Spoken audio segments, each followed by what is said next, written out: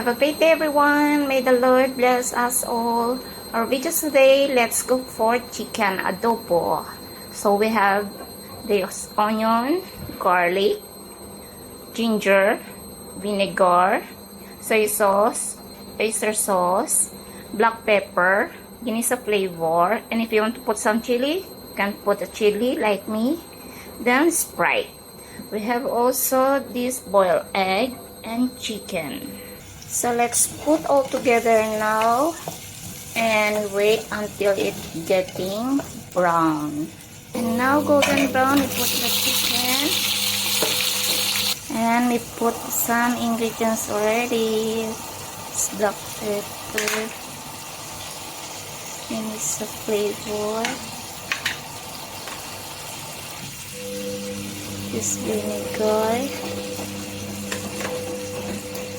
And now we cover and we wait until the water was gone. Ang bango. Antayin natin hanggang matuyo. Saka natin lagay yung mga soy sauce. Ayan.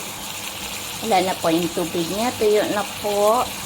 Saka ilagay na natin yung soy sauce.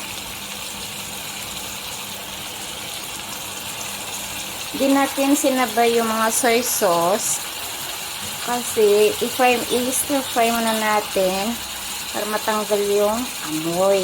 Oyster sauce.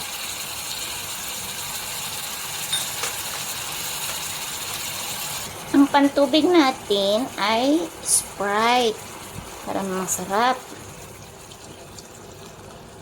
Ayan.